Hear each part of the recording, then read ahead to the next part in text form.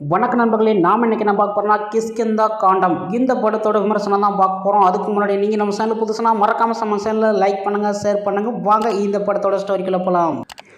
இந்த படத்தோட ஸ்டோரி என்னன்னா, வனத்துறையில் பணியாற்றும் அஜய் சந்திரன், அபர்ணா இருவரும் பதிவு திருமணம் செய்து கொள்கிறாங்க. இத்திருமணத்தில் அஜயனின் தந்தை அப்பு பிள்ளை கலந்து கொள்ளவில்லை. இந்த நேரத்தில் வீட்டில் தனது துப்பாக்கியை அவர் தேடிக்கொண்டிருக்கிறாரு. தேர்தல் நேரம் என்பதால் உரிமம் பெற்று துப்பாக்கியை வைத்திருப்பவர்கள் அதனை காவல் நிலையத்திற்கு ஒப்படைக்க கேடு விதிக்கப்பட்டிருக்குது. இதன் கடைசி நாளன்று தான் மேற்கொண்ட இரு சம்பவங்கள் நிகழ்கின்றது.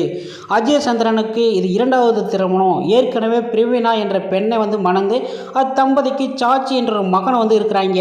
திடீரென சாச்சி காணாமல் போக புற்றுநோயால் அவதிப்படும் பிரவீனாவும் சில மாதங்களுக்கு மரணடைகிறாங்க.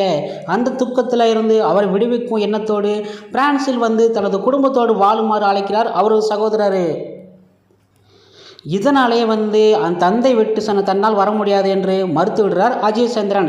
இந்த உண்மைகள் தெரிந்த பிறகு அபர்ணாவுக்கு குடும்பத்தின் மீது பற்றுதல் அதிகமாகுது. அதன் தொடர்ச்சியாகவே காணாமல் போன சாட்சியை தேட வேண்டும் என்று எண்ணம் அவர்களுக்கு அதிகமாக தோன்றுது ஆர்வத்தை. அப்புக்குள்ள இராணுவத்தில் பணியாற்றியவர். அதனால் குறிப்பிட்ட இடைவெளிக்கு ஒரு முறை அவர் துப்பாக்கி உரிமம் புதுக்கப்பட்டு வருகின்றது. 3 ஆண்டுகளுக்கு முன்னர் அவர் துப்பாக்கி உரிமத்தை புதுப்பித்ததாகவும் காவல் நிலைய ஆவணங்களில் பதிவு செய்யப்பட்டிருக்கின்றது. இந்த நிலையில் துப்பாக்கியில் காணாமல் போனதாக போலீசாரிடம் சொல்கிறார் அஜய் சந்திரன். அதனைத் தொடர்ந்து அப்பு பிள்ளையாரிடம் போலீசார் விசாரணை செய்கிறாங்க. அதே நேரத்தில் காட்டின் ஒரு பகுதியில் துப்பாக்கி சூடு நடந்து தடம் கண்டறியப்படுகின்றது. சில நாட்கள் கழித்து குரங்களின் கையில் துப்பாக்கி இருப்பதாக புகைப்படம் ஒன்று போலீசாரிடம் கையில் கிடைக்கின்றது. இதற்கிடையே அப்பு பிள்ளையின் நடவடிக்கைகள் வினோதமாக இருப்பதாகவும் உணர்கிறார் அபர்ணா. தினசரி செயல்பாடுகள் அனைத்தையும் அவர் திட்டமிட்டு செய்வதாக அறிகிறார். அதன் பின்னணியில் அவருக்கு பெரும் மறதி நோய் இருப்பதை தெரிஞ்சு கொள்கிறாங்க. அதனையும் மீறி அப்பு பிள்ளையின் கணக்கச்சிதமான திட்டமிடுதல் ஏதோ ஒரு உண்மையில் அவர் முற்றிலுமாக மறைப்பதாக எண்ண வைக்கின்றது. இந்த நிலையில் அவர் வீட்டின் அருகே உள்ள நிலத்தில் ஒரு குரங்கின் எலும்புக்கூடு கண்டெடுக்கப்படுகிறது. உடற்கூறு நிபுணர்கள் அதன் எலும்புக்கூட்டில் துப்பாக்கி குண்டுகள் நுழைந்திருப்பதாக உறுதி செய்யப்படுறாங்க. இந்த நிலையில் அப்பு பிள்ளை 2 ஆண்டுகளுக்கு முன்னர் வேறொருக்கு விட்டிருக்கிறாரும். ஆனால் இந்த எலும்பு கூட 3 ஆண்டுகளுக்கு பழமையானதாகவும் அந்த பிரச்சனை வேறு இவர் தலைக்கு மேலே கத்தியாக தொங்குது. இந்த நிலையில் சாச்சி காணாமல் போனதற்கு அந்த குரங்கின் எலும்பு கூடக்கும் தொடர்பு இருப்பதாக சந்தேகப்படுறாங்க அபர்ணா. அதனை தனது கணவர் அஜயேந்திரன் தெரிவிக்கிறாங்க. அதனை கேட்டு அஜயேந்திரன் எவ்வாறு ரியாக்ட் செய்கிறார்? அப்பு பிள்ளை மறைவுக்கு உண்மை என்ன? சிறுவனின் சாட்சி என்னவானார்? இந்த கேள்விக்கு பதிலளிக்கின்றது கிஷ்கிந்தா காண்டத்தின் மீதி கதை.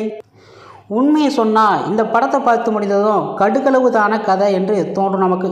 ஆனால் இதில் வரும் கதாபாத்திரங்கள், இயல்புகள், கதையில் வரும் நுண்ணிய விவரிகள் துணையோடு திரைக்கதையில் சிலந்தி வலையாக பின்னி இருக்கின்றது பாபுல் ரமேஷ் ரஞ்சித் கூட்டணி. இந்த நுட்பத்தில் இந்த படம் காணும்போது நம்ம ஒரு ஆச்சரிய பிரவிப்பும் இந்த பிரிவித்ராஜ் அளவுக்கு கமர்ஷியல் படங்களை கிட்டடிக்காவிட்டாலும் வித்தியாசமான கதைக்களத்தை கொண்ட படங்கள் இடம் பிடிச்சு அவருக்கு கடும் போட்டியை தந்து வருகிறார் ஆசிப் அலி. இதில் அப்படி ஒரு நட்டிப்பை வெளியப்பட்டிருக்கிறாரு. அபர்ணா பாலமுரளி வழக்கம் போல ஒரு பெண் பாத்திரமாக திரையில் நடிச்சிருக்கிறாங்க. அழகாக இருக்கும். விஜயராகவன் கடந்த சில ஆண்டுகளாக சிறிய வேடங்களை நடித்து வந்தார். இந்த படத்தில் இவருக்கு பெரும் விருந்தை உண்ணும் பாக்கியம் கிடைச்சிக்கிறது. மனிதர் அசால்ட்டாக உண்டு விட்டு திருப்திகரமாக திரையில் ஏப்பம் வெறும் விட்டிருக்கிறாரு. நிச்சயமாக அவருக்கு ஒரு சில விருதுகள் காத்திருக்கின்றது. இவர்கள் மூவரும் தவிர்த்து ஜெகதீஷ் அசோகன், நிசான் கோட்டையன் ரமேஷ் போன்றவர்களோடு நம்ம ஒரு நிழல் ரவி முக்கியமான ஒரு பாத்திரத்தில் இருந்து தோன்றிருக்காங்க.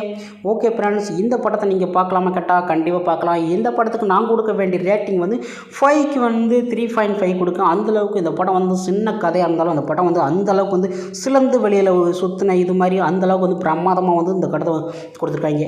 ஓகே ஃப்ரெண்ட்ஸ், உங்களுக்கு நம்ம வீடியோ பிடிச்சா மறக்காம சப்ஸ்கிரைப் பண்ணுங்கள், லைக் பண்ணுங்கள், ஷேர் பண்ணுங்கள். இது போன்ற வீடியோ நெக்ஸ்ட் சொல்லி சந்திக்கலாம். நன்றி, வணக்கம்.